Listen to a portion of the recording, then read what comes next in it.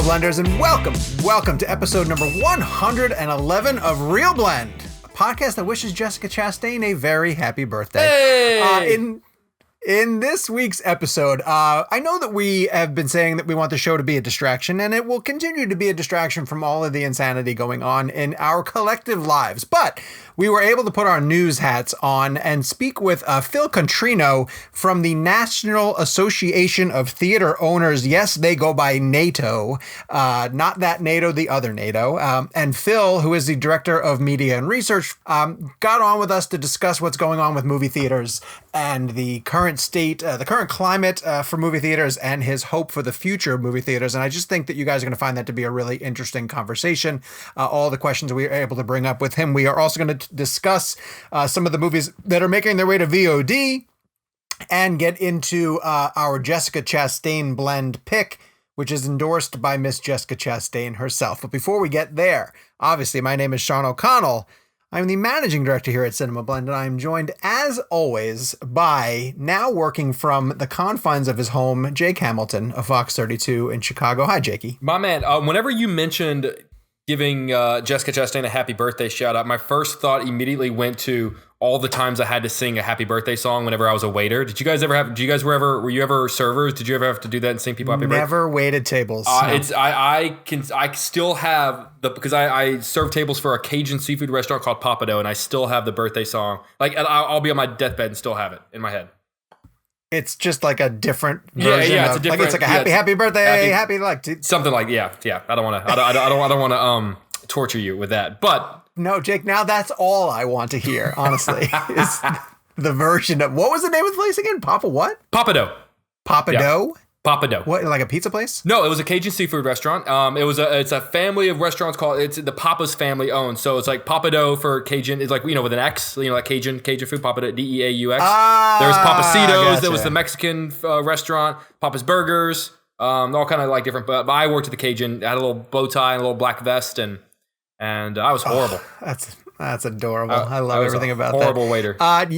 You know who else loves burgers? Kevin McCarthy of Fox 5 in Washington, D.C. Hi, Kev. I do love a good burger, like In-N-Out, right? Like that truly is a good burger. Wait, did you mention Good Burger because I watched it for the first time? I did mention Good Burger because you watched it for the first time, which is, I'm actually happy that you were able to watch it. What's funny is I was texting Sean this morning, and Sean had tweeted out that he watched Good Burger last night. And I'm like, hey, basically, how did you start watching it? He goes, well, my son Brendan, wanted to watch it, and then Michelle and I sat down and watched it and started laughing. I'm like, dude, your son Brendan, how old is he? He is 12. Okay, him and I have the same exact thought processes on things. Like he likes Shirley Temples. Yep. I love Shirley Temples. He likes Good Burger. I love Good Burger. So Brendan, if you're listening, what we're saying is Kevin is a child. I'm a 12-year-old. Yes. Exactly. Yeah. Yes. And I'm raising a small Kevin McCarthy. Exactly. God help you. A quick reminder that we have a community page over on Facebook, and you can get extensions of the show. The Blenders are diving into their own topics. They're running their own polls. It's great to see how active they are over there. So if you want to search for Real Blend Podcast Community on Facebook, you can join that group. In addition, we are posting episodes fully on Cinema Blend's YouTube page. So if you'd rather stream us via that channel, you can do that as well too.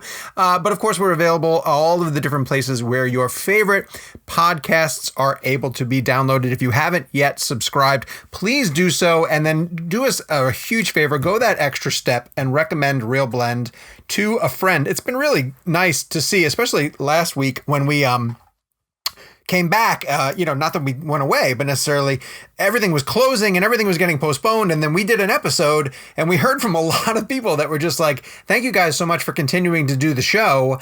It's a great distraction. And that was definitely the point.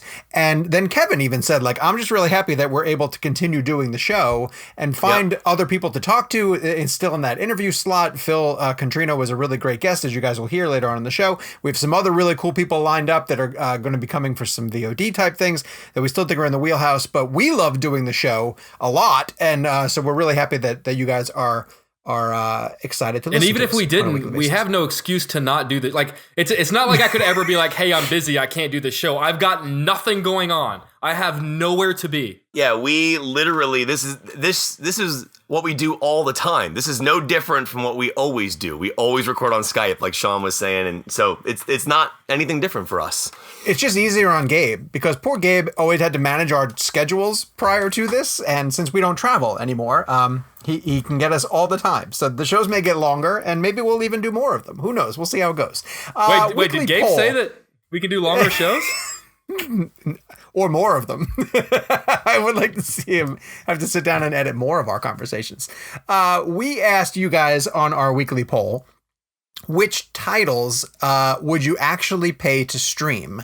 And I was a little bit surprised that Other did as well as it's going to did as well as it did. It got 20% of the vote because we offered Birds of Prey, The Hunt, and The Invisible Man. Now, The Hunt didn't do quite as well with y'all. It got 15% of the vote.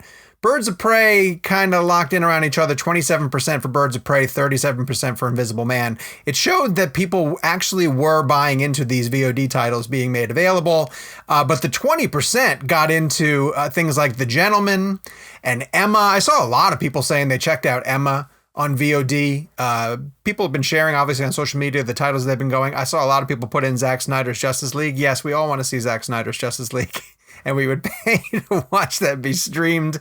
But Kevin, you wanted to throw out, we'll talk about The Gentleman in a little bit. But I guess, are you guys surprised how many people that you saw on social media tweeting out that they're giving chances to movies like Invisible Man? I saw Lee Winnell did like a commentary track for Invisible Man while it was going. And a lot of people saying they were seeing things like Emma. Are you guys surprised that people are trying this out, or is it just because we're all quarantined? I feel like, though, with Invisible Man, I feel like so many people had already seen it that it wasn't as big of a VOD draw. I'm sure a lot of people rewatched it, and I'm sure there are plenty of people that didn't see it and ended up watching it anyway. But to me, something like Emma or The Hunt was the perfect VOD movie because, I know a lot of people hadn't had the chance to see those yet. I don't think The Hunt did particularly well in the theaters. I didn't get a chance to see either one. So to me, that was the one that I got excited. Like, I actually voted for The Hunt, not because I necessarily was more excited about that than Invisible Man, but I'd already seen Invisible Man, so I didn't really feel the need to pay $20 to see it again. So that's why I felt like maybe Invisible Man didn't quite get the traction because so many people in our listening audience maybe had already seen it. Yeah, I mean, Lauren and I already purchased 3 films through the VOD services early. We rented Emma for the 48-hour rental period with Universal. We did Bloodshot, which we're going to watch today, which we haven't finished yet, but we bought that today. I know. Why? And I haven't seen Bloodshot. I also saw The Hunt on VOD, and we're going to do I'm The Gentleman. Lauren bought The Gentleman this morning and watched it. My thing is, and I'm very curious about this, as why certain studios are doing rentals versus purchase. And this is where it gets a little bit into the minutia about these VOD services and kind of what these things mean. But with Pixar's Onward, for example, that is a purchase for $19.99. You own the film digitally. Same thing. The Way Back is a purchase. You own it digitally. Birds of Prey, you own. Just Mercy, you own. Also, Gentlemen, you own. Invisible Man, Hunt, and Emma were all 48-hour rental periods at basically the same price. Which is why I'm interested. That's what I want to know, is because we rented Emma, and it went away in 48 hours. But we still paid $19.99 for it plus tax. But today, we rented The Gentleman for whatever the pricing on that was. It was $15 or $20. Now we own that. And we own Bloodshot, and we also own. So that's where I'm wondering, is it because Universal came first, and since they were the first ones to really announce this VOD thing, that they just went with the rental period first, and then the other studios were like, well, why don't we just let the people own the movies for $20? So do you guys think that there was just a miscommunication there, or do you think the rental versus the purchase is just something that the studio decided on? It feels like it was a company policy because if Invisible Man and then Emma, which I think is like a Fox Searchlight title. Focus Features. Yeah. Oh, Focus. Okay, so Focus, and I think Focus is an arm of NBC Universal. They're owned by Universal. Yep. Okay, so that's 2 Universal titles that went with just a rental policy, whereas all the Warner Brothers ones went with 3 of them. Okay. Oh, The Hunt, right? That was the other one. The other ones are Warner Brothers, so it feels like it was just a company policy, whichever one they rolled out. I prefer Disney as well. I prefer the own. If you're going to pay that price, Well, that's the thing, and I was having a discussion with a friend of mine on Twitter today about this, and he's like, "Well, I'm not paying $20 to buy a movie." I'm like, "Dude, right now movie theaters are closed. Imagine if you have a family of 5 people, and you could buy a movie for $20 in your house, and all 5 of you can watch it. That is majorly helpful to people who are struggling." Huge. That can't work. Huge. There's a lot of ways, and that's where I really get angry when people call movies trivial, because there's such an emotional attachment to what movies do for people, but also the idea of fitting 5 people in a room and watching one movie for $20. Maybe that family is struggling. Maybe their parents can't go to work and they can't afford $50, however much these prices could have been. But I would love to have asked Phil that question, because I think that's something that I find interesting is what most of them, STX released The Gentleman. That is a purchase. We own The Gentleman now digitally for $20. So that's what I'm interested in knowing, is how they chose that. Because most of them went purchase. I'm going to throw to our interview with Phil right now, but I want to follow up on a point that Kevin brought up on the other side of this interview. But this is a great time to transition right now to our interview with Phil Contrino, who, again, is the director of media and research, who had some really important messages that he wanted to get out to the Real Blend community and to movie theater goers in general about the state of movie theaters, where we're at right now as COVID-19 continues to implement a lot of shutdowns and the industry moves forward through a very uncertain time. He'll talk at the beginning of the conversation of how unprecedented this is, and how there's going to be some changes going forward. But there's a light at the end of the tunnel, and there's a lot of movies that are waiting for their opportunity to come to theaters and to lure everybody back in. So I'll let Phil explain it. This is Phil Contrino, the Director of Media and Research for NATO, the National Association of Theater Owners. So to kick off, I really want to give Phil an opportunity to introduce himself and talk to our listeners here at Real Blend about what NATO is and what it primarily does, what its primary function is, so that our listeners can kind of be brought up to speed about where this information is coming from. Yeah, absolutely. Thanks for the opportunity to be on the show today. It's important for us to explain what NATO is, especially I'm based in DC. So when I tell people I work for NATO, I get very interesting reactions. And then, I go right into, no, look, it's the National Association of Theater Owners. So most people don't understand what a trade association is exactly, but we've got members in all 50 states, representing 33,000 or so of the 41,000 movie screens that are in the country. And actually, international movie theater owners are members as well. We've got members in right around 100 countries. It fluctuates all the time. We sign up new countries all the time. And what we do is we just work on behalf of movie theaters in anything that they are interested in, and anything that is important to their business. So we talk to the studios a lot on their behalf, really establish strong relationships with all content providers to make sure that the concerns of movie theaters are front and center. And then we've got, a government relations team that just makes sure that they are putting the important issues that are relevant to our members front and center with politicians and how legislation is impacted. And that's a big part of it. And then we also, in terms of media, we act as, in a lot of ways, kind of the voice of the industry. We get a ton of media inquiries asking about a lot of topics. And sometimes, our members don't want to be in the press talking about those specifically. So we can fill that role for them. So that's really it in a nutshell. Now, leading up to this interview, Phil, you and I were talking about this current situation with the closing of so many theaters nationwide. And you told me that it was unprecedented. We've never seen a shutdown on this level. And so with no real historical reference point for this type of situation, I'm curious just to start off with how NATO is navigating through the current climate right now. Yeah, well, I mean, the biggest thing is we are pushing to make sure that the government aid that's currently being debated by Congress right now and hopefully is going to pass very soon. I mean, this is something that's happening very quickly. By the time we're done with this podcast, something could have passed and this will be irrelevant. We hope so. But we're making sure that movie theaters and their employees are a part of it, right? It's where the term that's being thrown around a lot right now is distressed industries, right? Industries that they're their ability to do business is brought to a halt entirely by what's happening right now. And we're absolutely one of them. And the employees at movie theaters, movie theaters in North America employ 150,000 people. That's a lot of people that can't show up to work right now. So that's our big push, is just to make sure that in any aid that's passed, we're included.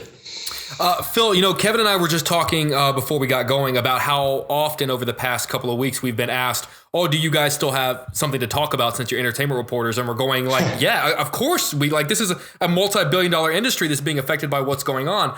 So to your point, 150,000 workers who were being affected by what's going on, but you're not hearing about the theater industry in terms of government bailouts as often or as repetitive as you're hearing about the banks or the airline industry. But I mean, we're all talking, or even like hotels or restaurants for that matter. Why do you think, or do you think that the theater industry is being treated differently, or maybe even to a degree like lesser so than other industries who are kind of having their hand out looking for a bailout right now?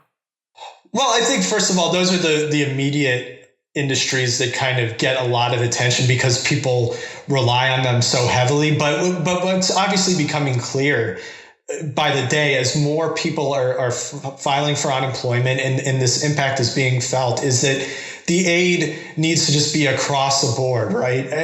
To all industries that are impacted, because a job is a job, right? Everybody goes to work in a different way, but that doesn't mean that their need is any less important in terms of employees, right? I mean, to me, that's where we're coming from. I thought the article that Christopher Nolan did, the op-ed for the Washington Post recently, this week actually, was really powerful, talking about the idea of importance and the article itself being called "Movie Theaters Are a Vital Part of American Social Life. They Will Need Our Help." So I was just curious what it meant for a filmmaker like that to come out and speak to the themes you're referring to now. Obviously, he's talking about movie theaters employees.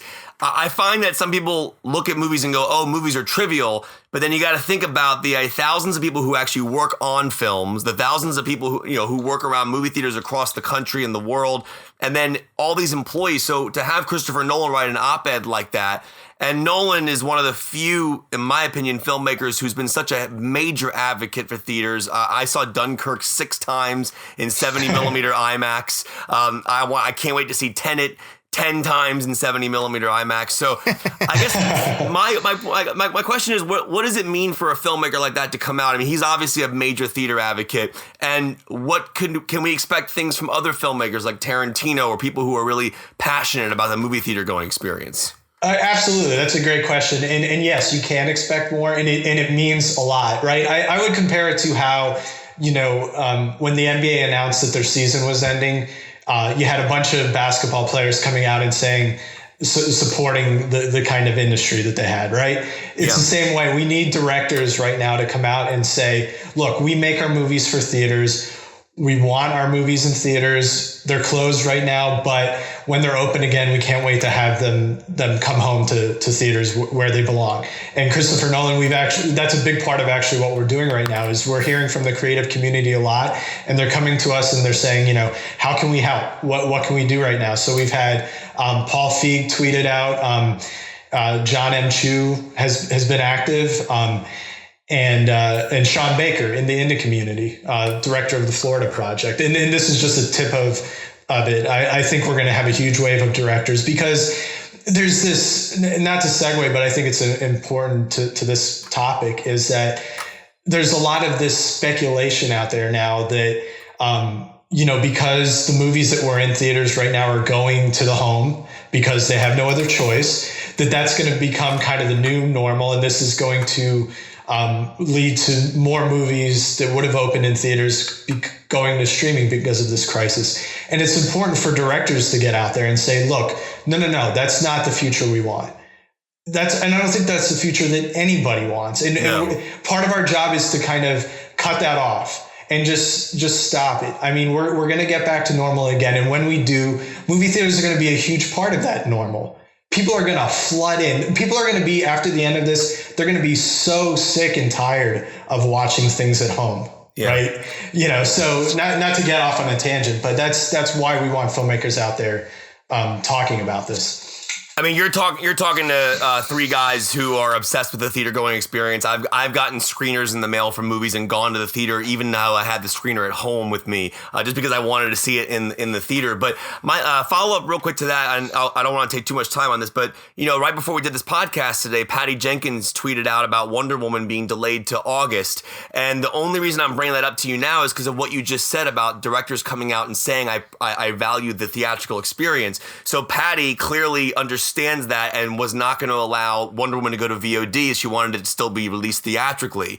So is it becoming a filmmaker decision? That's kind of what I'm noticing. Is it a filmmaker going to the studio and pushing to still have their movie released theatrically? Well, look, studios want to keep their filmmakers happy, right? That's at the core of this. So absolutely, they are listening to what their filmmakers are saying on this subject. The decision-making process is obviously a very complicated one, but and also too, they are in the Warner Brothers is in the business of releasing big movies and mid-range movies into theaters and maximizing the return on the theatrical release, and then it goes to the home. That's a key point that can't be missed here, is that how you cannot measure the return on investment on content when it goes straight to the home. It's just, at least if it's put on a streaming service, like if it goes to, obviously HBO Max hasn't launched yet, but if something goes straight to Netflix, how do you measure the return on investment on that? And with the movies that are going from being in theaters to being on streaming, they can measure, how much money they're making off of the streaming prices that they're charging a lot for, but that's going to be nowhere near the same return as what they get from a robust theatrical run, and that doesn't change because of when we're back and theaters are open again. That same business model applies. Nothing changes in regards to that. So, Phil, we're kind of geeks about the something as intricate as a release schedule, right? Yeah. And you might not even know the answer to this, but I'm just curious about your insight into this. We keep hearing about these major films and mid-range films and indie films and everything getting delayed with no place to essentially screen. How much conversation do you guys have? Do you have any insight at all in talking with the studios to deal with the logjam and coordinate so that, when the theaters are able to open and these films are able to be screened, the studios put a lot of time and effort into when they're going to release something so they're not competing with something else that's too directly close to it. You look at movies like Fast 9 or No Time to Die, that they have to have a global release. There's things to take into consideration, like who's going to get an IMAX screen. There's all these factors that come into play. How much conversation do you guys have to help studios sort of facilitate that release schedule once we're back to business as usual? I mean, that's not our role in that sense. Like, we're not sitting down with them saying, well, this is where you can put your movie or not. That's entirely on them. I mean, broadly speaking, we're just encouraging them to make sure it does open in theaters first. And the studios are listening to that. But what I will say about the logjam, as you call it, look, it's a 52-week release calendar when it's business as usual, right? So when we get back to this, there used to be this notion of, you can't open a movie in January, you can't open a movie in February because you got to wait till the summer when teenagers are out of school for it to be successful. And then over the last 5-10 years, that's gone completely out the window because there have been huge movies in basically every month of the year. So I'll say that, it's going to be difficult. There is going to be a logjam, and things are going to have to move around, and things are going to have to shift. And that means that, things that were on the calendar in 2021 will even be impacted. But there is room. There's room to breathe, and the studios are incredibly smart about this. They'll figure out a date that works for them, and they'll stake it out, and then it becomes a battle of one movie moves into one date, and then that might shift things around. But they'll figure it out, and it'll work to the advantage of both the studios and the theaters. Phil, I live in Chicago where there are a lot of really amazing small mom and pop shop kind of independent theaters. And I know both, Kevin and Sean and Gabe, we all sort of have our own favorite kind of like independent theater that's not really a part of a chain. That's not an AMC or a Cinemark or whatever the case may be. Is there a difference in your concern for the small local mom and pop shop theaters as opposed to the sort of the bigger chains? Because my first thought was the chains are going to be okay. The chains are probably going to be able to take care of themselves at the end of the day. But the mom and pop that own one theater in the small town, they're probably going to feel this a little bit harder. Am I wrong in assuming that? Well, no, they have their own unique financial concerns in this situation. And look, our membership ranges the whole spectrum, right? We represent the big chains all the way down to the mom and pop, one screen theaters, and we want all of them to survive. And that's why specifically in the way that we are talking to members of Congress and our messaging there is we want the aid to apply to all businesses, because all, that whole range of it, there's times when you want, the kind of experience that you get from a major chain theater, right? And then there's also times that you want maybe something a little more in line with what you get from a mom and pop things. And both of those experiences are absolutely crucial to the health of our industry, right? And we want to make sure they're all protected. I think all the chains and all the mom and pops and all the theaters are doing a lot kind of already to reach out to their customers who are able to support them during this time and encourage ways to support them. And the biggest thing that I'm hearing from our members is buy gift cards. If you're able to support movie theaters right now, the biggest thing you can do is buy a gift card. That's money that's coming into them, and when they open again, there you go. You've got your gift card, and you can go to the movies, and it means a lot, during this difficult time. But we've had really tough conversations with our members.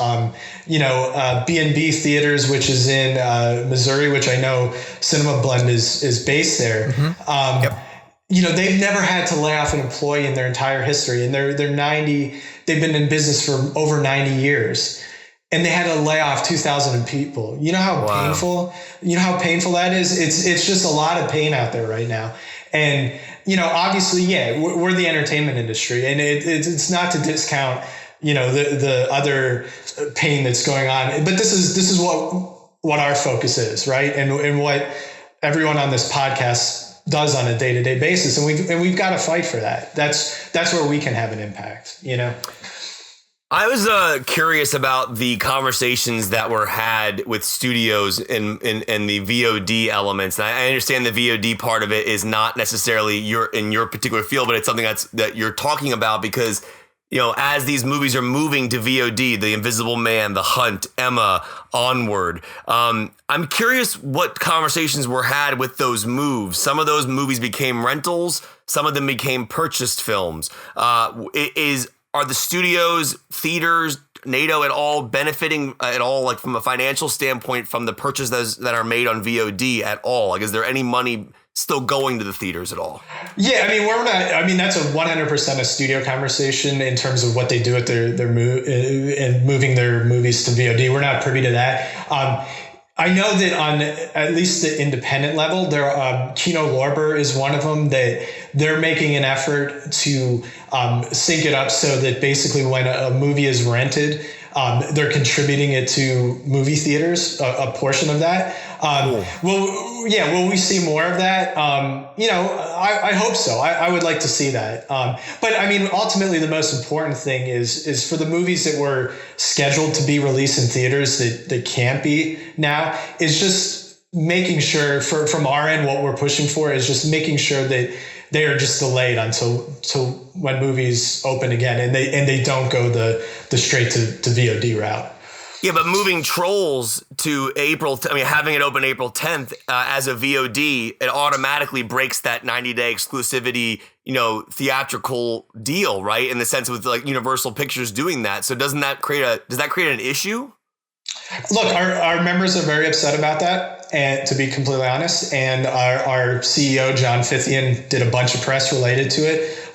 We weren't happy about it. It's not good. It doesn't send a good message to the partnership that exists between movie theaters and studios. It's a very symbiotic relationship, and it's built on trust, and that just was not a good moment. But luckily, it's very much, in terms of the major releases, it's the anomaly. You've got Bond has moved.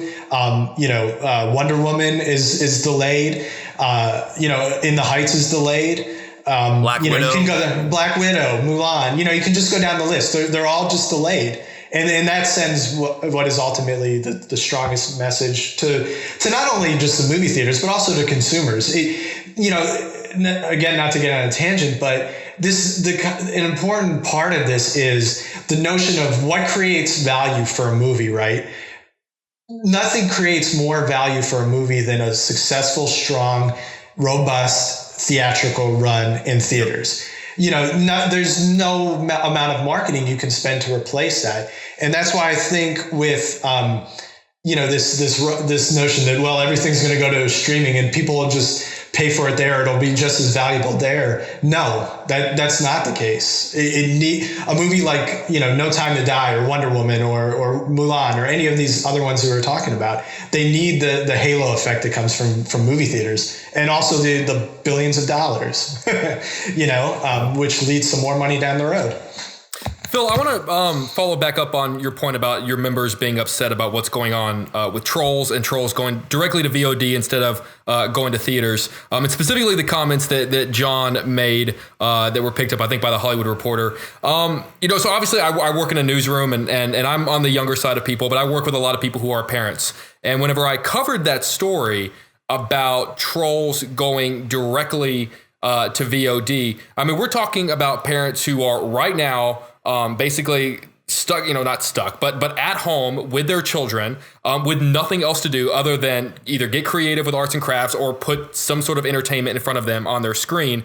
And they are desperate for something new, something that their kids haven't seen 10,000 times. So whenever I did that story about Trolls going directly to VOD, there was a small, minor cheering group of parents going, "Oh, thank God, something new for my kid to watch." Now, I understand from your perspective why that's a bad thing. But to the parent out there who's stuck at home with their kid and desperate for something to watch, to that group of people, you guys would say what? I would say that this is just, don't get used to it. That's what I would say. Don't get used to it. This is not going to be, it's not going to be the new normal. And look at what, if these, I know I've seen exactly what you're talking about, where parents, or I've talked to or heard from other parents too, that they say, yeah, we need content to show our kids. But these same parents are also saying, well, maybe Disney's going to release Mulan straight to Disney Plus. Don't hold your breath. Like it's not going to happen. So it's an anomaly. It's very much a part of what is happening with this crisis right now. It's not going to be the new normal. Just not going to happen. Fair enough. Phil, a couple of industries that have been trying to find their way forward in this, restaurants in particular, are going to takeout, strong takeout, strong delivery, trying to do what they normally do, but do it in a different way. Movie theaters are somewhat limited in the fact that, you need the people to come to you. There's no way you can bring your service to them necessarily. But when all this was starting and it was happening very quickly and in real time, you guys were implementing policies like the 50-50 ratio to, still get people inside the theater, but find a way to social distance. I'm curious, have there been any conversations on your end to, soft relaunch almost, or open back up with new policies that do implement some changes at your theaters that respect things like social distancing, but still get to a place where you are somewhat open for business and we're inching closer to normalcy? Yeah, I mean, look, obviously our members want to open as soon as they possibly can, but we're not experts on, how fast this crisis is going to be solved.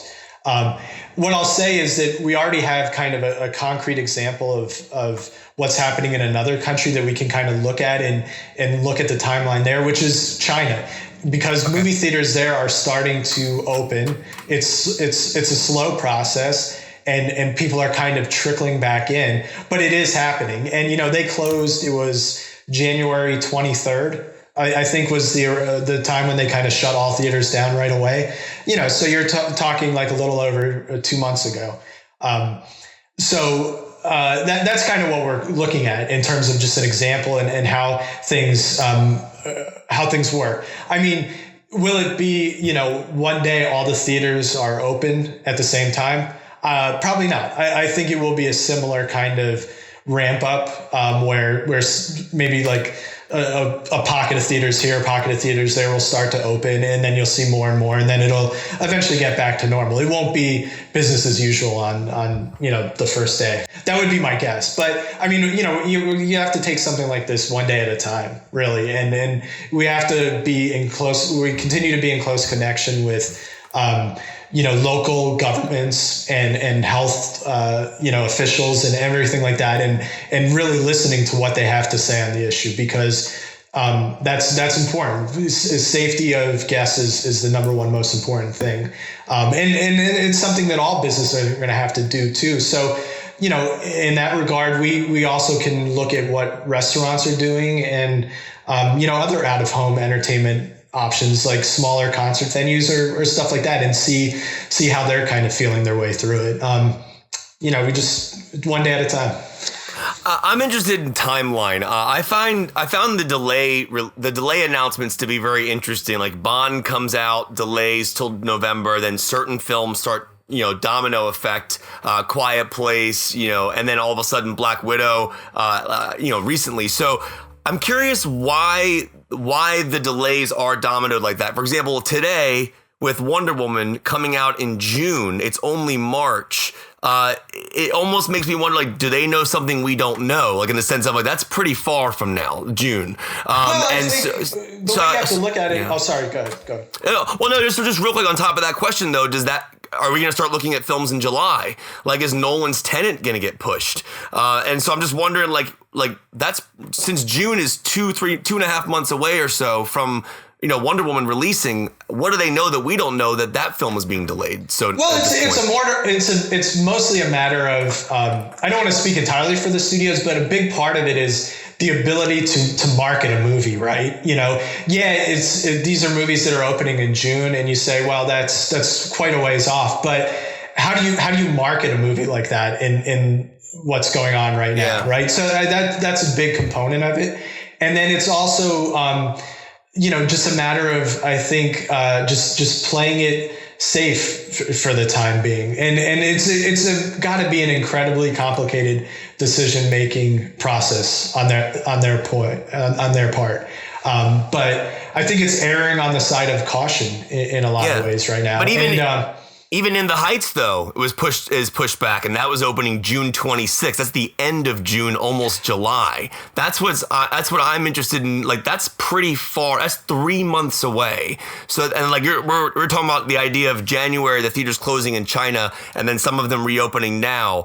To push a movie opening June 26th, does that have something to do with the post-production aspect of it, the editing, or is that really just because they think movie theaters might not be open by that point? I wouldn't even want to comment on that. I wouldn't even want to, I think some people on the internet go there with some of the movies that have gotten kicked really far down the line, but I would never say that it's a problem with the movie that is the reason why it's delayed. I think it's just, they're just being cautious right now, and they're looking at their option of theaters that just aren't open, and making, they want to give themselves enough runway to properly maximize the potential of their movie, and it's just a very difficult thing to do in a climate like this.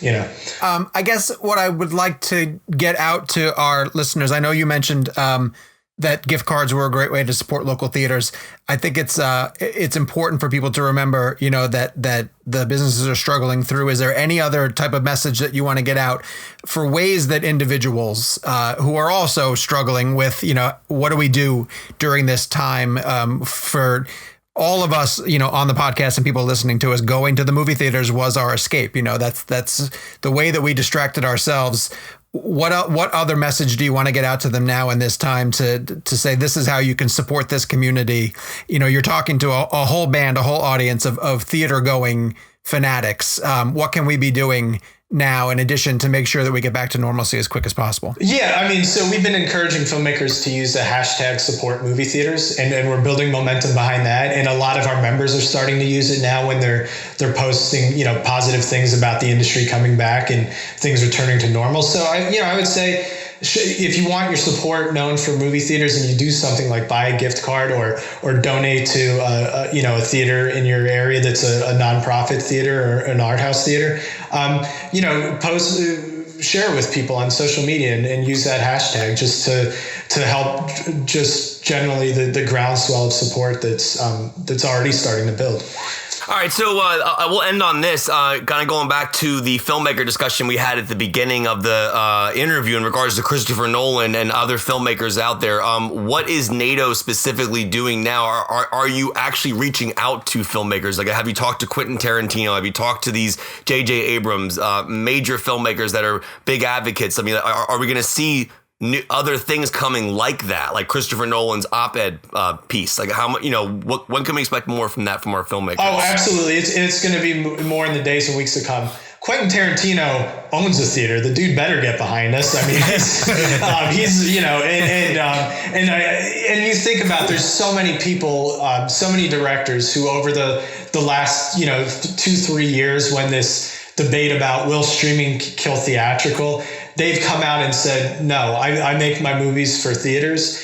And those are exactly the people that you're going to hear from at this time. We've got a lot that we're working on. We'll definitely pass it along to you guys at Cinema Blend so you can run it when these endorsements come out. But we're going to see it from the creative community and actors too, and producers and everybody who's tied to this industry so closely. They don't spend hundreds of millions of dollars and devote years of their life on these movies so that they can be watched at home by default. That's not the outcome that anybody wants for something that they invest so much of themselves in. And we're going to be back, and people are going to be watching a movie. I get emotional talking about this. We're going to be back, and people are going to be watching movies in theaters again, and it's going to be a great day when that happens. So thank you guys for having me on to talk about this, and I encourage the listeners to stay strong. We're gonna come back. Excellent, Phil. Thank you so much for your time, man. We really appreciate it. Thank you so much. All right, thank you.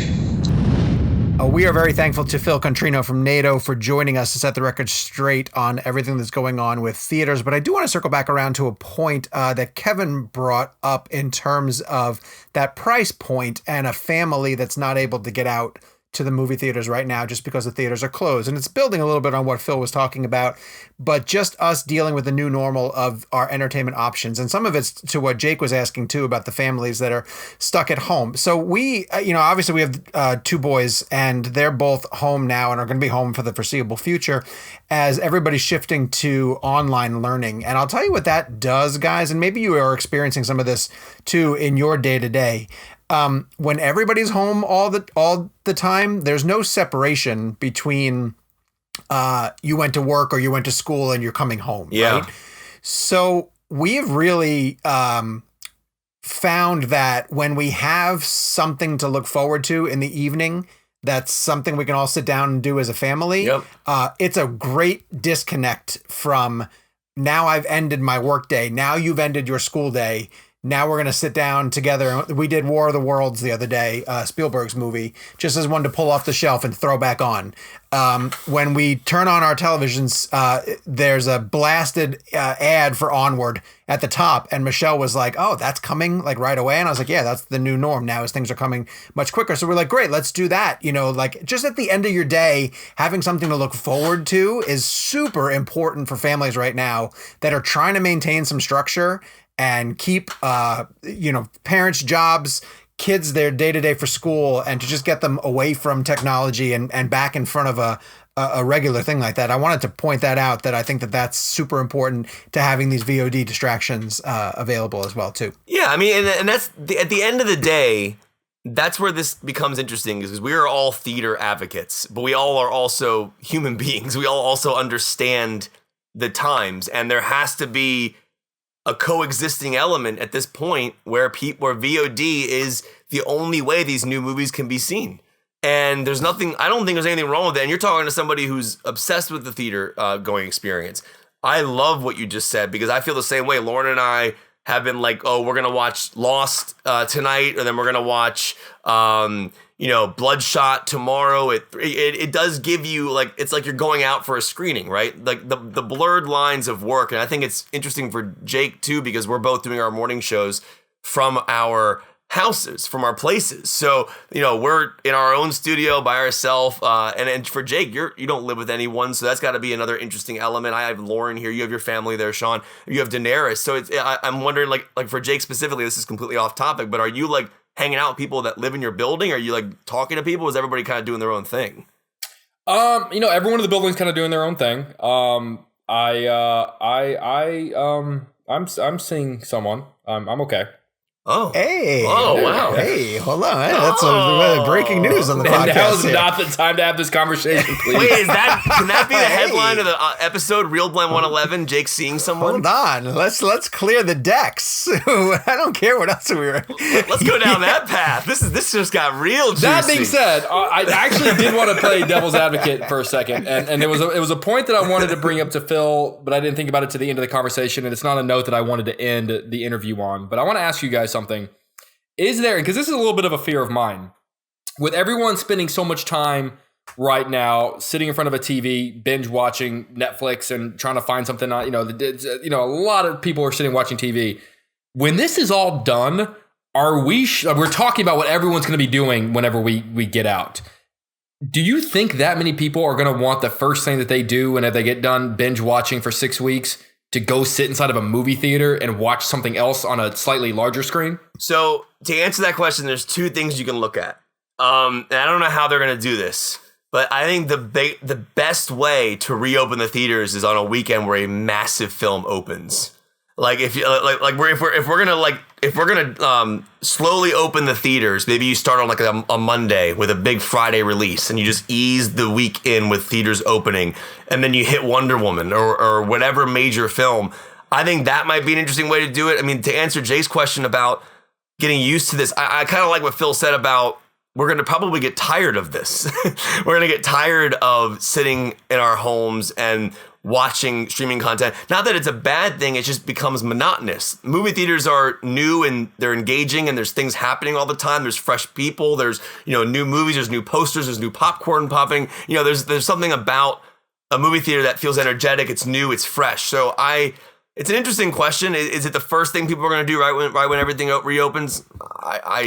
I doubt it'll be the first thing people do, but I also wonder, is everything going to reopen right away, or is it going to be like well, he said himself that it was going to be a slow gradual, and so I think not only is it going to be slow and gradual for theater owners to open back up, but I also think it's going to be slow and gradual for audiences to find their way, because I honestly just don't think that you just want the worry about the spreading. You're talking about like people being in touch with other people. Oh, I see what you're saying. Yeah, no, I'm talking about like when this is all done and it's said and it's through. I just don't think the first thing people are going to want to do after they are able to get out of their homes again is rush back into a movie theater. I just don't think that's. But is there a difference than going to a movie theater than going to a crowded restaurant? I see what he's saying. Like, if we're just stuck at home watching screens, do we want to go out and watch another screen kind of thing? And True. I think the way that you get past that, one question I wanted to ask Phil, and I don't even know if he knows the answer to this, but let's say they do a gradual rollout of openings, right? When they open, are they just going to have the same things that were available to them in February when they closed? Like, are all the theaters going to have Invisible Man and Bloodshot? Because now those are movies that are on VOD. Or do they have a deal in place? And he probably would have deferred and said it's a studio question. Do they have a deal in place, like Kevin is saying, that if they have a soft rollout date, that Disney's going to give them Black Widow? Because I think you're going to have to put something in the theaters that are luring people out. Now, I've heard, like, when the Chinese theaters are opening, that they are going to bring back Harry Potter.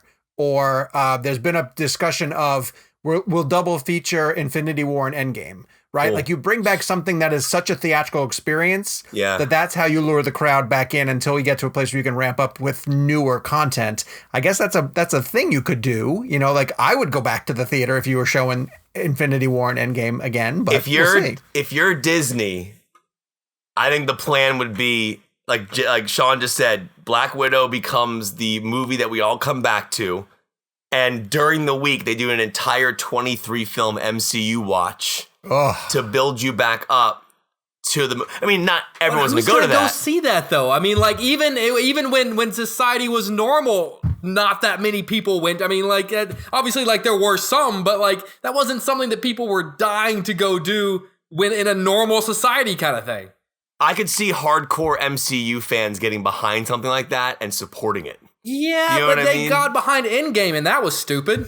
Stop it. Why do you not just mean? I would tell them to put Lost on the big screen, but we want people to come back. Not get angry. Wow. Wait, right? It just got Sean, personal. should I not finish Lost? Is it not great? You can get out of like season 3. Okay.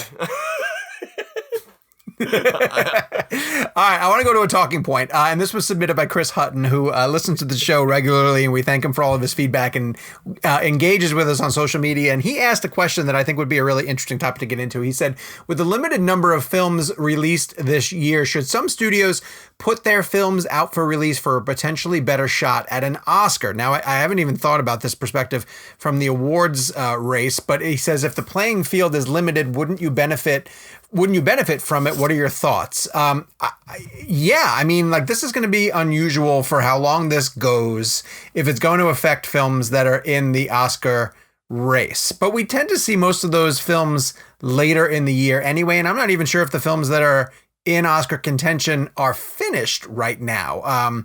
We're so focused on the summer blockbuster season or even spring that we're not yet at the awards race category. So do you guys see this COVID-19 spread and the shutdown of theaters having any impact at all on the Oscar race? Not really, unless, like a point Kevin was talking about, unless it is affecting films that are like you said, in production and not even done yet, unless that delays them into getting into theaters. But I mean, God, we'd like to think that this thing is going to be wrapped up by the time we get into the Oscar season. And a majority of the big Oscar contenders aren't coming out the first 6 months of the year anyway. So the films that are most being affected right now, the late spring and the early summer films, are arguably not going to be the ones that really would have made a major play, short of maybe something like Tenet.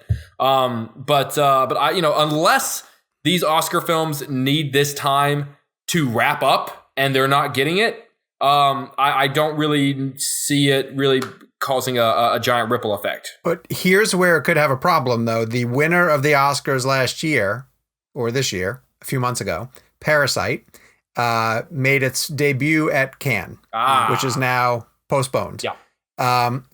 And there are probably some pictures that we're hoping to get. So any festival that was going to theoretically whip up momentum for a title, the more that they get delayed, the bigger that problem is.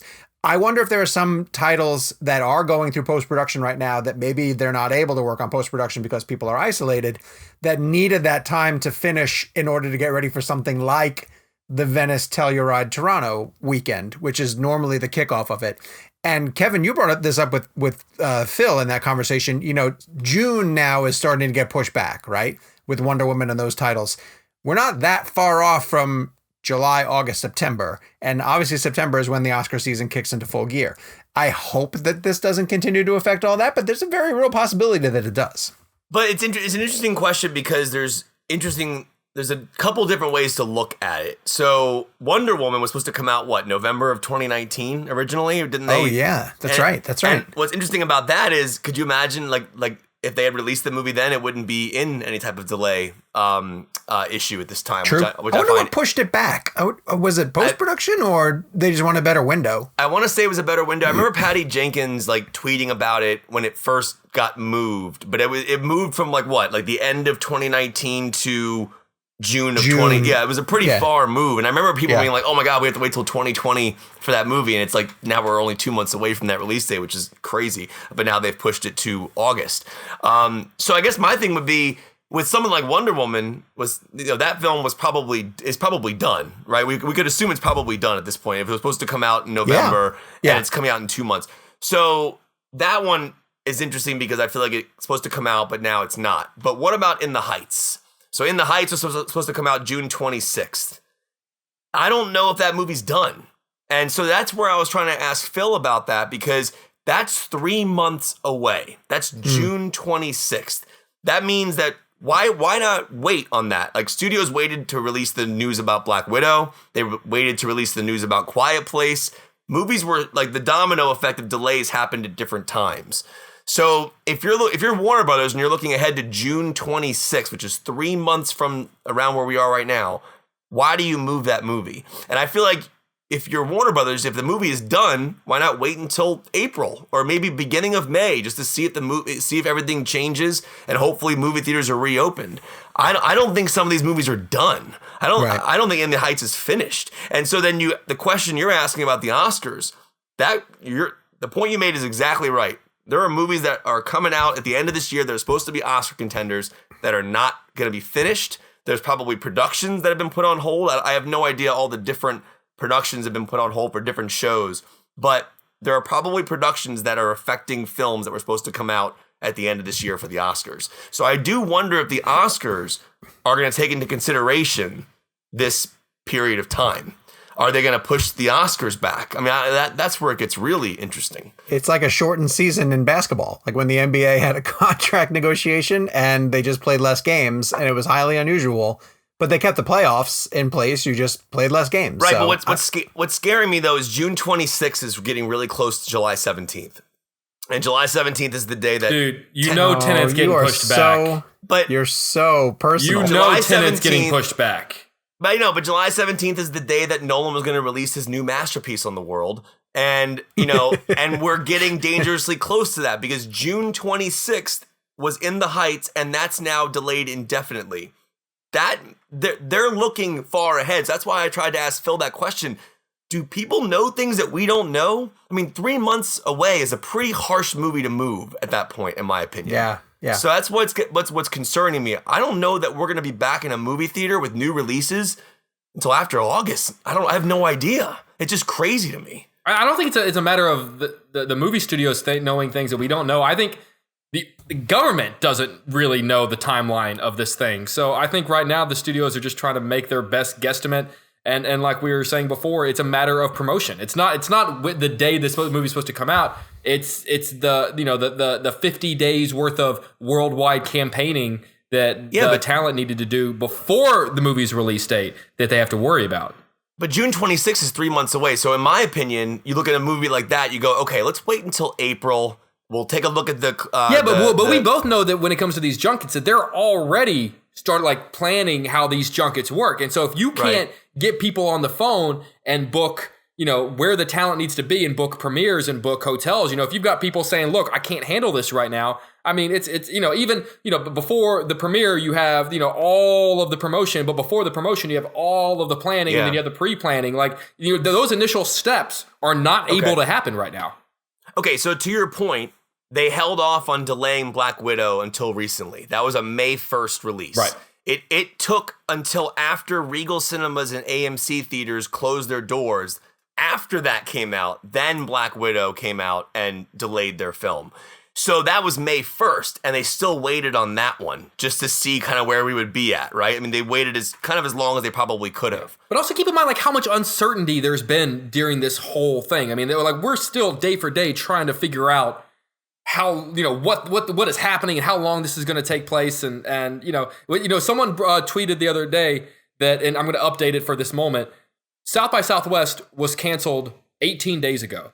Doesn't that just feel like a lifetime ago that happened? We were all in New York for A Quiet Place when South by Southwest was canceled. And doesn't A Quiet Place feel like a lifetime ago?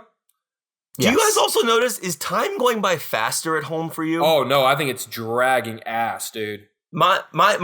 See, for me, it's weird because my shift, and same as Jake's, is 5:30 to 1:30. And then once 1:30 hits, then we do our show and we have our interviews and things like that. These days have been moving for a weird reason for me. Sean, are they going slow for you? I just find that I don't know what day it is. Yeah, it's that weird period of time between Christmas and New Year where where you're wearing sweats a lot and you just don't really, you're not really right now. You can't this is my shot that I use for my morning show. No pants. But that's To be expected, yes, of course. From One Jake. more thing on a serious note, and I just kind of said a bunch of things because I'm still trying to figure out what exactly my question is in regards to scheduling. But I'm throwing all these dates out there because I think my mind is trying to understand why things are being delayed the way they are. So I guess my question to Warner Brothers would be, if you're delaying a June 26th film, why aren't you delaying a July 17th film? What's the difference between those two? Well, I I almost wonder if the studios are having daily conversations with each other of, once we open, are we going to try to maintain basically the same order we had? Oh, that's interesting. Like, Well, clearly that's not the case because you've got Bond coming out in November. See, I don't think we're going to see Quiet Place until next year. That's what I'm wondering, like, how far will these films get delayed? Like Mulan, like Jake said, November's a great place for Mulan, but then you have Bond there. And I've said this in the show before. These movie studios have deals with IMAX and the deals with the expensive theaters that you pay premium tickets for. So you can't just throw a movie into a window. If it has an IMAX deal, it has to be put into a proper window to play on IMAX But why screens. wouldn't Quiet Place 2 get a chance to go first once everything opens, when you consider the fact that they already did press that movie has been screened and it's finished and ready to go? It just needs an open theater to get dropped into. I'll tell you why. Because on the bottom, I mean, again, this is an opinion. I didn't mean to sound like a jerk. I'll tell you why. No, I don't really know. I'm just guessing. But on the bottom of the poster, You jerk. I'm a jerk. On the bottom of the poster, you'll probably get 10 text message apologies from me later on. So prepare yourself. At the bottom of the Quiet Place 2 poster, from what I remember, there's a Dolby sign and an IMAX sign. Right. So again, I don't know the inner workings of Paramount and how the movie studios book their screens, but Quiet Place 2 probably requires a Dolby and an IMAX release. It's probably partnered. I don't know for sure. I'm just guessing.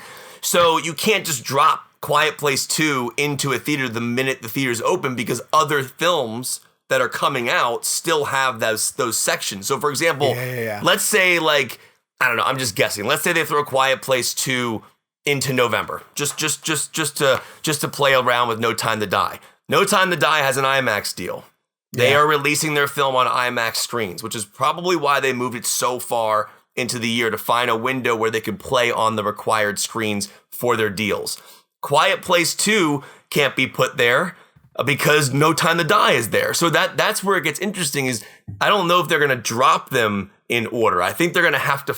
That's where the navigating becomes. How do you find the windows? Look at Fast 9's a great example.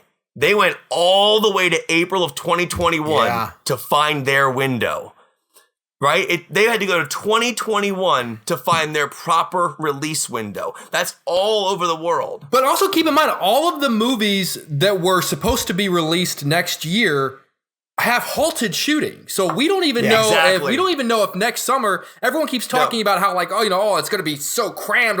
We don't even know if, like, Jurassic Park is going to be ready or Mission Impossible is going to be ready for next summer. So a lot of these movies, a lot of it's probably just being shifted. I mean, it might be 2 years before we get a Jurassic World movie. That's fine. Hey, Sam Neill's coming back. But dude, seriously, we might not see Quiet Place till 2021. I already saw Quiet Place. I already saw it. No, I know that.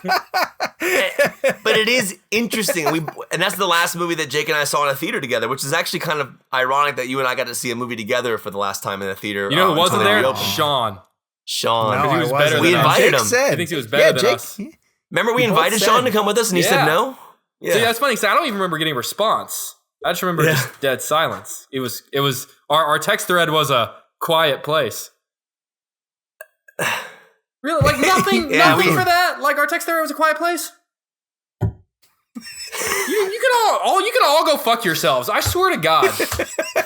All right, listen, we really like hearing from you guys on topics that you want us to discuss.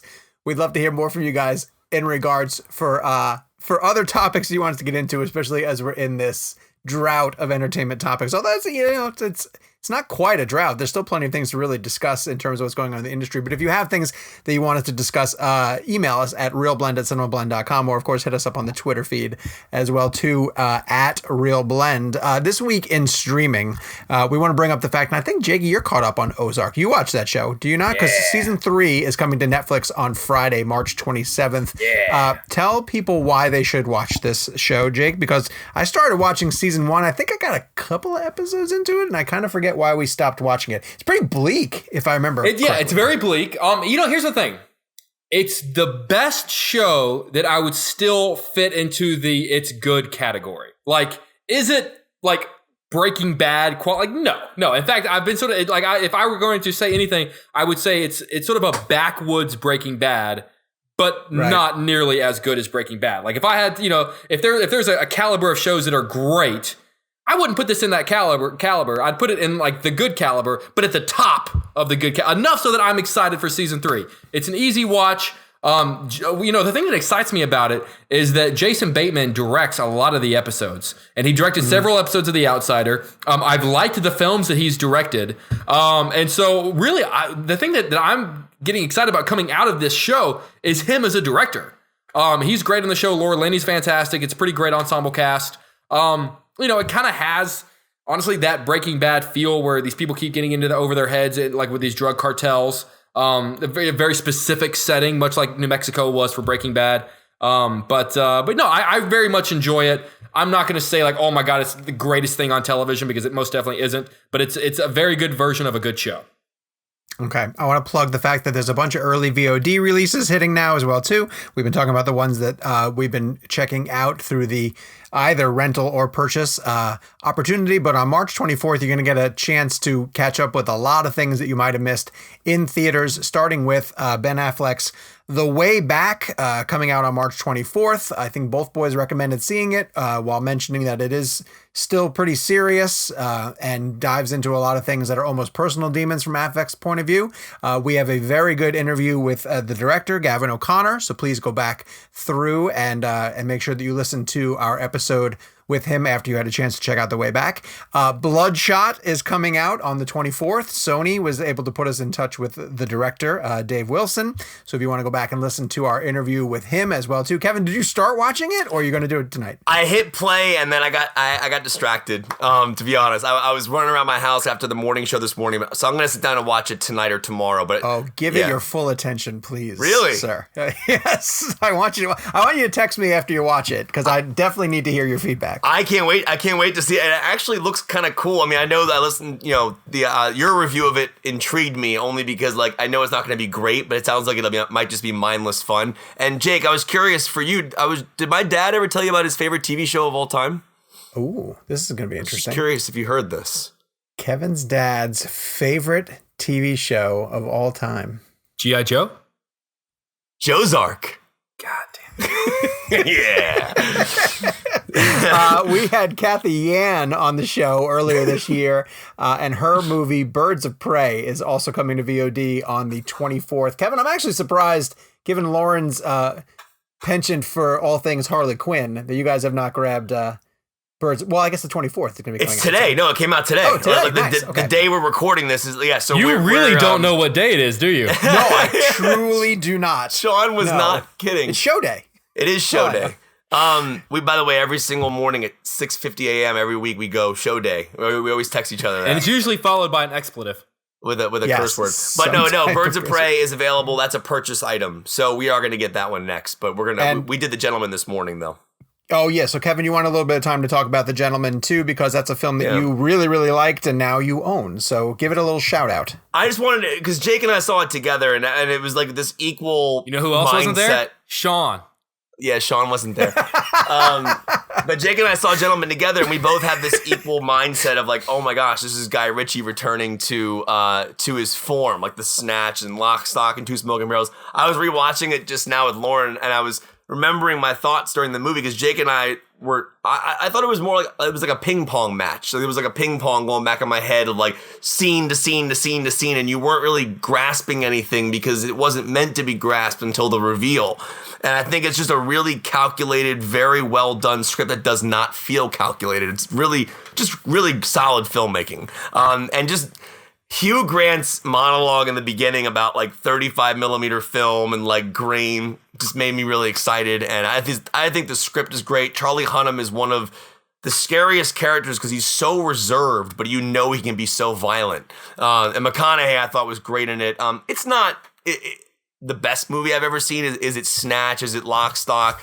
No, but it's definitely it's one of the best movies I've seen so far this year. Yeah, it's funny. You know, maybe we could do this on the show because I was thinking about that today. My favorite movies of the year so far, my top 3 are The Invisible Man, The Gentleman, and then Bad Boys 3. Those are my top 3 films. Can we count A Quiet Place? Yeah, I would count it. Yeah, I saw it. If we don't know that it's going to come out this year, though? Oh, that's interesting. That's way too... Listen, first off, it's March. Secondly, we're in a pandemic that has shut down all movie theaters. Do not engage in a conversation of the best movies I've seen so far this year. I did see tweets about like next year's Oscars, like if like and again, we're not making any light of the situation. It's a very serious situation, but people were joking online about like if movie theaters don't reopen, like the next year's Oscars will be like Vin Diesel for Best Actor for Bloodshot. And like, I just thought people are just really clever. Like, but imagine but right now, if the Oscars were to happen with just these 3 months, Elizabeth Moss would probably win Best Actress for Invisible Man. That's what people were saying. And I agree with it. She was amazing in that movie. It's a make good for all of her great performances. All right. Real Blend recommends, we are going to give one quick choice of something that we are, either binging or have binged. Yes, Gabe. Yes. No, we're doing movies. One movie. Wait, Gabe is telling me that I have to mention, just the fact that there are 2 other VOD titles that are coming. Just Mercy from Warner Brothers, available on the 24th. And I still believe, because Gabe is such a huge country music fan, want you all to know that it's coming on the 27th of March. So please support those VOD releases. And hopefully, like Phil was mentioning, some of those studios can figure out a way to get some of that VOD revenue back to the movie theaters as they continue to struggle with being closed. Okay, so movies. Jake, what is your Real Blend recommends movie to stream this week? I'm going to pick a movie that I still to this day genuinely don't feel like gets enough love, and that is actually my favorite Tim Burton movie. Big Fish is available to stream on Hulu. I think that is just one of the most fantastical, magic, enchanting movies. I'm also, as I've spoken on many times on this show, a sucker for a good father-son movie. And it's all about this really incredible idea of something that we all do, which is growing up believing that our parents are these larger-than-life giant figures.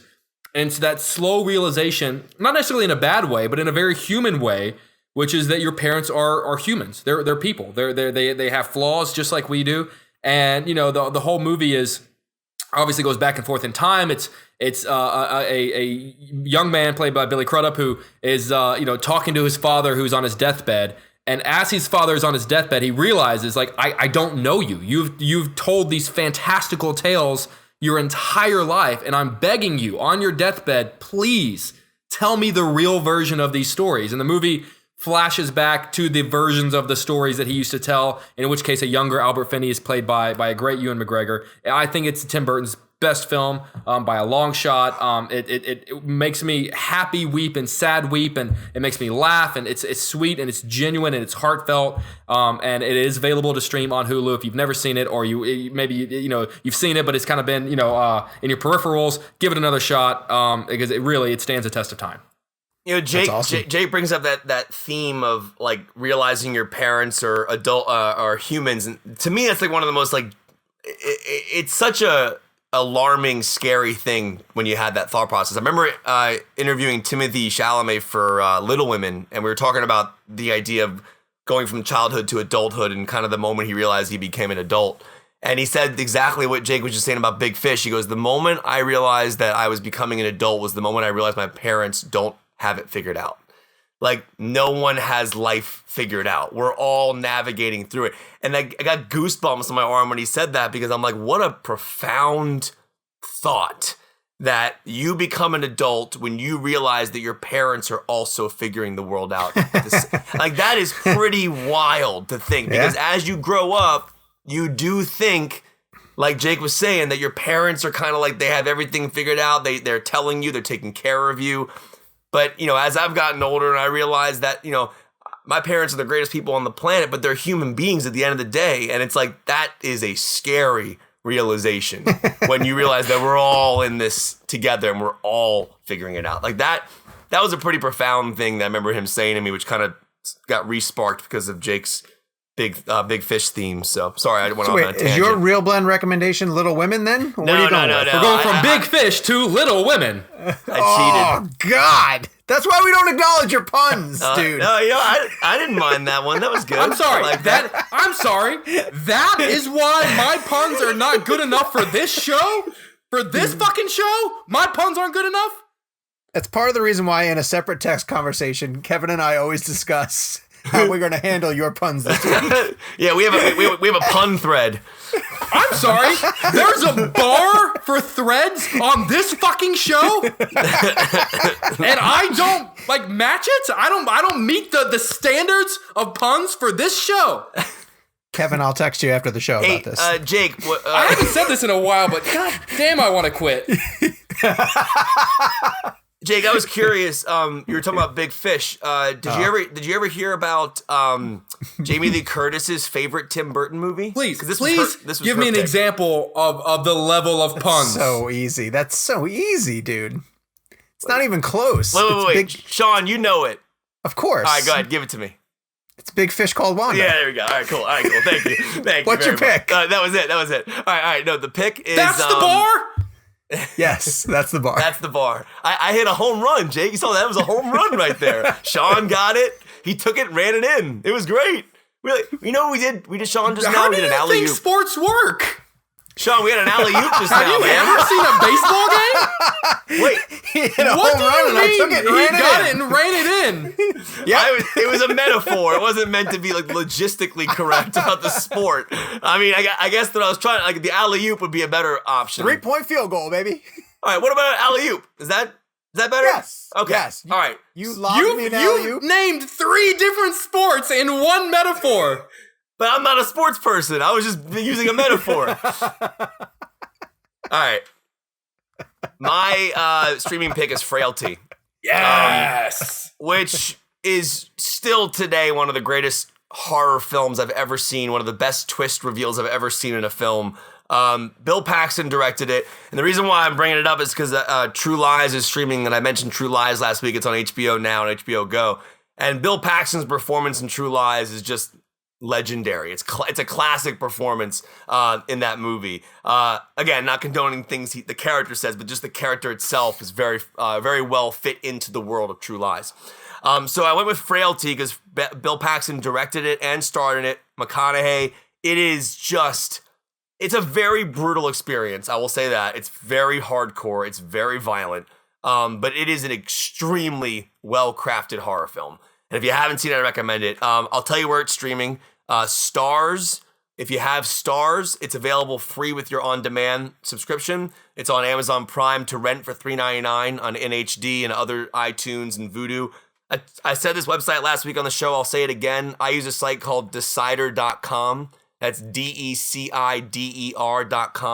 or justwatch.com. You just go there, type in the name of the movie you want to watch, and it'll tell you where it is. Because if you have certain cable providers like a Stars or an HBO, you have it for free. Like if it's on that platform, you don't have to pay for the rental or the purchase of the movie. It's just on the on-demand platform of Stars or AMC or HBO, whatever the on-demand platform is.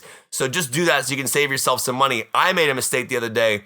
I had some friends over to watch The Other Guys, and I had no idea it was on Netflix. And so the next day I went to Decider.com or whatever it was, and I searched it. I'm like, wait, it was for free on Netflix, and we bought it on Amazon for like $5. Oh, no. So it was, that's where I feel like a lot of people are trying to figure out these different VOD services. But if you want to watch Frailty and you have Stars, you can watch it for free with your subscription. Also, too, if you have Apple TV, I always just go to my Apple TV, type in the movie, and it will find it somewhere. It'll basically it'll give me all options before renting is the last one.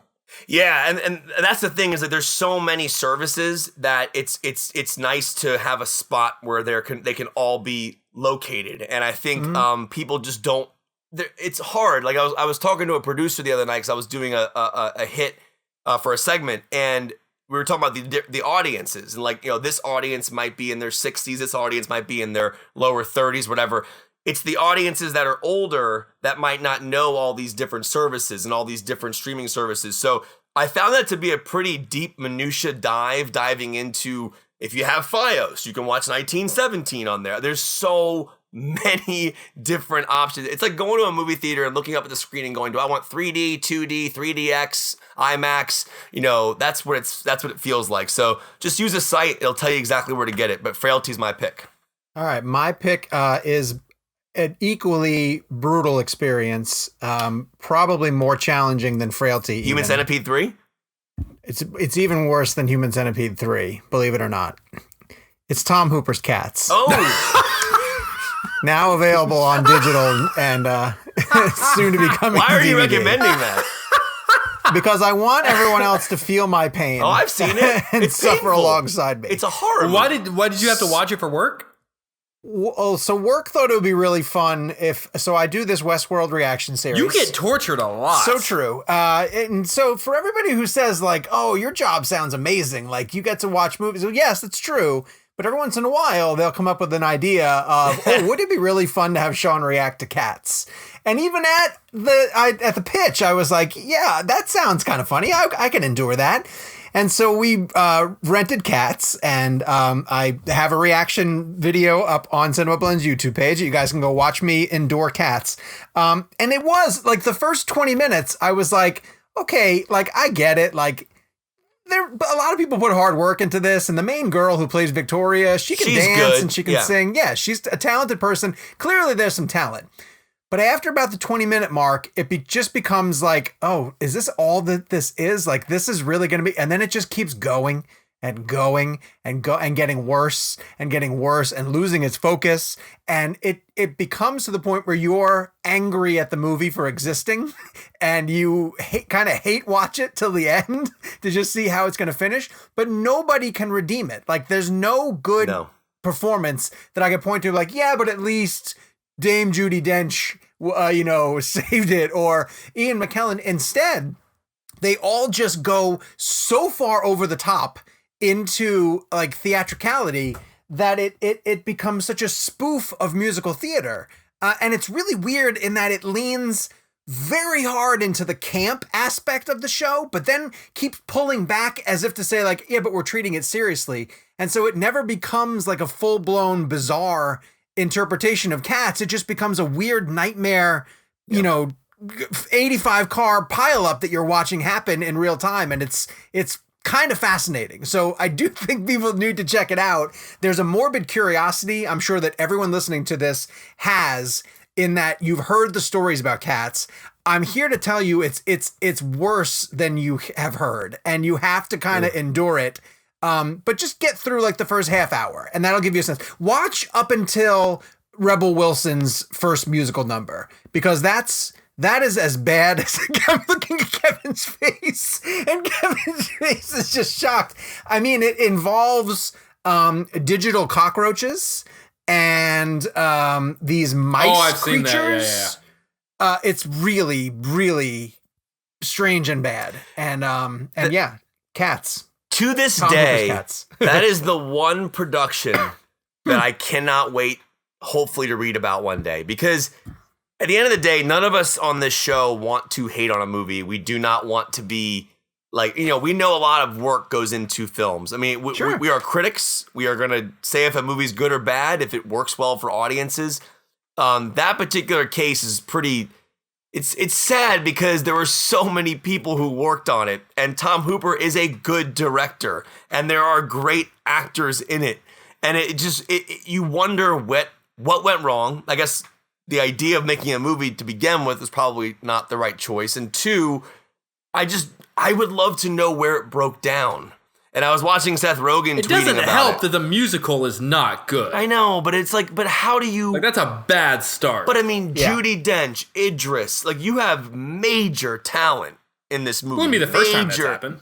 No, I know, movie 43, and I get it, but like, there's just ways. I don't know. I find okay. All right, other movies have had that happen before. Sorry if I'm stuttering a little bit today. I took my Prozac before the show, and it makes me stutter sometimes, so I apologize. You can keep that in. That's fine. But I found that movie to be excruciating, to be 100% honest. Like with Sean was saying just now, it's a nightmare. It is genuinely painful. I can't understand.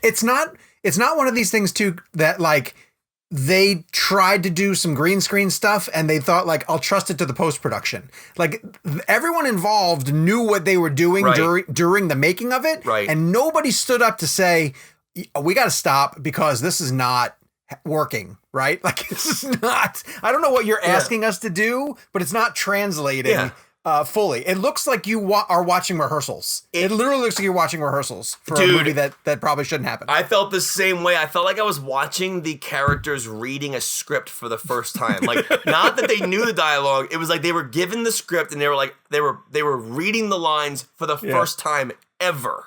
Like they had never heard them before. That's how it felt. It's pretty fascinating. It is a fascinating watch. I'm with Sean. There's a morbid curiosity behind it. Though halfway through you realize that your curiosity was wrong, and it's not like, you know, those movies that are so bad they're fun. This is so bad it's excruciating. Like it's the opposite effect. Like you said about the camp, it's interesting. And I waited for it to sort of redeem itself, and it never did. So if you want to watch me suffer through the entirety of Cats, head over to our YouTube channel and you can watch me endure. Is there going to be a Hooper cut? I saw someone tweeting about release the Hooper cut or something like that. No, that's not the cut that they're looking for. Could you imagine? Like there's a whole movement. That's not the name of the cut they're looking for. And no, I am not writing a book about that one either. That is not my follow-up book. Let's get to this week's blend game. Obviously, we are playing hashtag Jessica Chastain blend. We would love to give a little shout out to Miss Chastain, who responded to a tweet from Jake and appreciated the fact that we were playing the game, used on her birthday hashtag.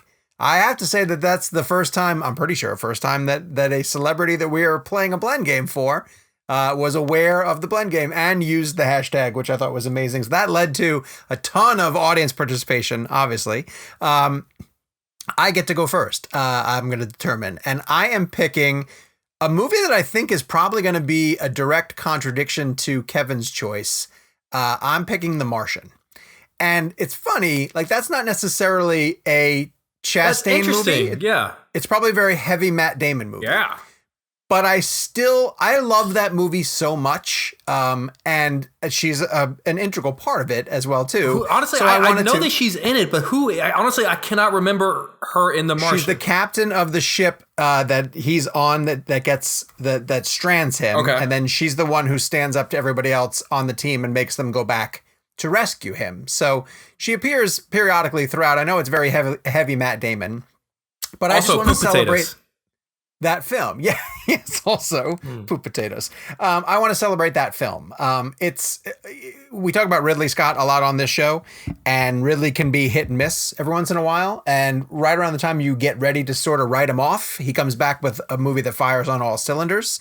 It was Ridley back in science fiction mode, but not being overly serious. It has a really great plot, a script that's based on a very popular book, The Martian. It's got an extremely charismatic and magnetic performance by Matt Damon in the lead, but also just really great support by the supporting cast. It's a really difficult premise to pull off of a guy being stranded on Mars by himself. How do you keep that captivating? But they lean into the rescue mission and they lean into all the different ways that he can keep himself alive. And I found that to be really compelling, almost in a Danny Boyle 127 hours kind of way. So even while I was going through and trying to look at films that focus more heavily on Jessica Chastain as an actress and sort of build themselves around her, whether it be Molly's Game or something like that, I just love The Martian so much that if we're picking favorite films that Jessica Chastain happens to be in, I'm going with that one. And it's I'll let Kevin go next because I'm going to assume that The Martian is more the populist mainstream version of the film that he's going to choose, which would be... Yeah, I mean, obviously I have to go with Interstellar. And it's interesting because it's because of the scene that she's in the film. I love Murph. I love the character. I love the way that Nolan built that story. I think that I don't know, there's just something really beautiful about that story in regards to family and kind of seeing her character evolve from the younger version of the character to the current state of the character. The casting there was incredible.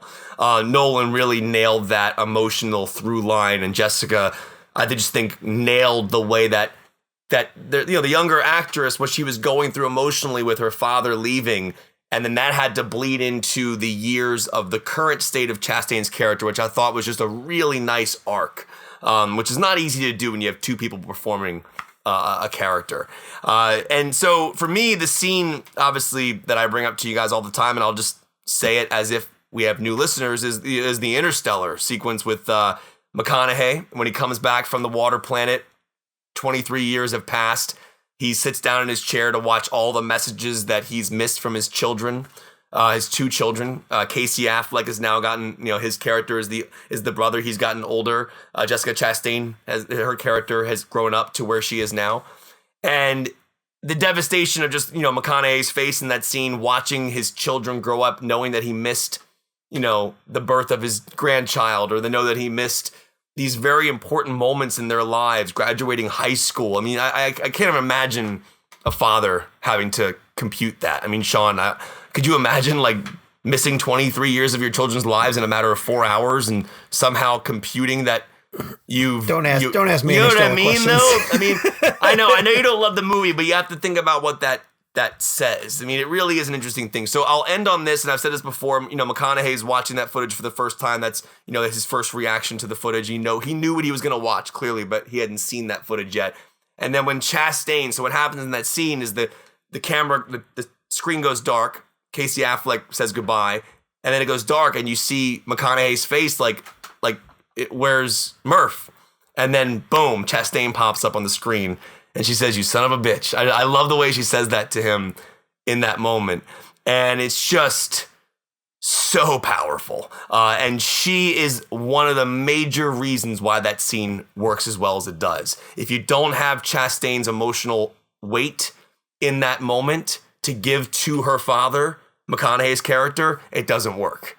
And so to me, it's a dance. It's a mutual sequence that every person played a key part in. Even Casey Affleck, even Nolan. The lighting, the practical light effects as the sun is going by his face through the window of the spaceship, there was no green screen. I love it. So that's my number one Chastain pick, no question. So Gabe side chatted me one day as he was trying to figure out what the next Blend games were going to be, and he said, "You don't understand how difficult it is when I pick somebody and then I realize they're in Interstellar." Yeah. Yeah, it's true, man. So Kev, what would your number 2 have been if you had a chance? Probably The Help. I loved her in The Help. She is so good in The Help. She's great in The Help. I mean, do you guys remember that time period when she was in every movie ever? It was 5 or... She kind of went through a Florence Pugh situation where we didn't super know who she was, but all of a sudden she just kept popping up and was amazing in all of these things, and then became the star that she is.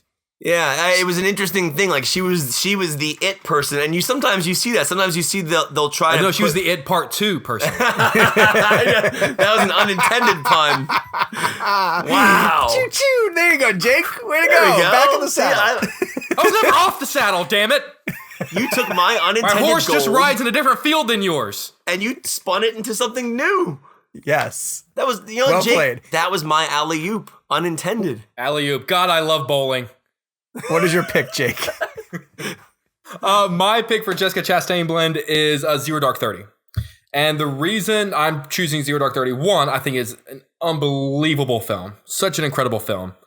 But, and I mean this as the highest compliment, I think she is the best part of that film. In a movie in which there are 1,000 things that could have taken front and center. I mean, you could have made the movie about the SEAL Team 6 and done a whole thing about it, but choosing to make it about her character, I thought was absolutely the right choice, and it was fascinating. I mean, you're talking so many incredible performances by a wide range of actors, everyone from Jason Clarke to Kyle Chandler. I mean, isn't Chris Pratt in that movie too? Yeah. That was actually the role he got in shape for, right? Right. So isn't that the role that he got in shape for that got him Guardians? That would make sense. So amazing performances. Catherine Bigelow's direction, the screenplay, are all phenomenal. But at the end of the day, whenever I think of that movie, my attention gravitates toward her. Like, she is the emotional weight of that movie. She is the performance that I first think of. Like, she is the face of a movie that honestly could have 1,000 different faces because it's just so unbelievably good. So to be the best part of a movie where any part is that close to being the best part of a movie, I think says a lot. So that's why I'm going to go with Zero Dark 30. Do you know who doesn't love that screenplay? Is Quentin Tarantino. Remember he talked about Mark Bowl? That's right, yes. With him for Zero Dark 30. Jake, do you know what movie Jennifer Garner would have chose for hashtag Jessica Chastain Blend? 30 going on Zero Dark 30? Oh, yes! That one was amazing. Well done. 13 going on Zero Dark 30. That's good. This is the show that I'm not good enough for, apparently. That's a good one. Aurora and many, many others chose Crimson Peak. Brie Ramirez, Craig, and Tyler all chose Interstellar. Matthew Wade, Jamie Biagio, and Brandon said Zero Dark 30. Brandy Wagner chose The Help. And then Mikey, Anna Farron Day, Bamboo, and several others went with Miss Sloane, which I've never seen, but I've heard good things about. So much love for Miss Chastain's entire filmography. We want to thank everybody, of course, for participating. Next week, you can reach out to us on Twitter, or you can email us at realblend@cinemablend.com. and use hashtag Needle Drop Blend, which is a suggestion by a listener. Team Fat Man sent this one in a few weeks back. It's the moment in a movie when a musical cue kicks in. It's a needle drop. You're using Needle Drop Blend. You're picking a moment when music has kicked in. I know mine.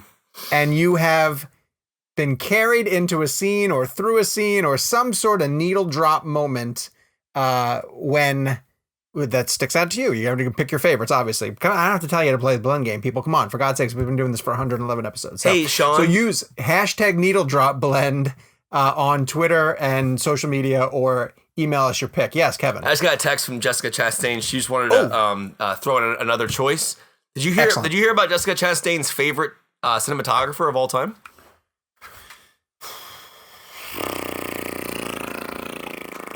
No, I do not know that one. Crimson Deacons. Jesus I'm sorry. This is the bar that I haven't risen above. Crimson. You should have said Crimson Peakins. Crimson Peakins. That works. That's better. Sorry. Crimson Roger Peakins. All right. This week's review comes to us from Roger Peakins. This is from Shemek50 from Australia. He says his review title is Jacob. So, Jake, I'm guessing that this is for you. Oh, God. Lots of love from Australia. Love the podcast. The interviews are always great. You guys always ask really interesting questions. The sit down with Quentin was amazing. Yes, sir, it truly was. And I'm really just speaking from our own perspective. On the best of the year episode, when Kevin was talking about how blessed he is to be geeking out about movies with his friends, it hit home because it's something me and my friends love to do too. So thank you very much, Schmeck50 from Australia. And that's honestly what we just want this show to be, is a 3 or 4 geeks sitting around talking about the movies that we love, and hopefully you guys chiming in and participating on social media as well too. How can you do that? You can follow us at Jake's Takes, at Kevin McCarthy TV, and at Sean_O'Connell. You can follow the show at Real Blend. We are getting dangerously close to 2,000 followers on social media, which is really, really great. And we're getting really great reviews on iTunes, and we continue to love you guys for showing us all that support. We are going to be back. I told you we're going to keep the show going and finding new and interesting things to talk about. We have some really fun guests to still plug into the show. So we'll be back next week with a whole new episode number 112. If you have topics you guys want us to discuss, get it to us on social media or via email. And until then, I am a little confused why Jake didn't choose Jake Shelter. That's the one I don't understand how you did not choose For the love Jake of Shelter. God, Sean, end the show. dude, I really tried. He I did tried try. my best to get us out. At one point, I realized that my puns were bombing horribly today, and I'm like, you know what? I'm just gonna keep going. Jake Shelter's pretty good though. I bombing. kind of Jake Shelter. Jake Shelter. All right, until next week. Dunkirk.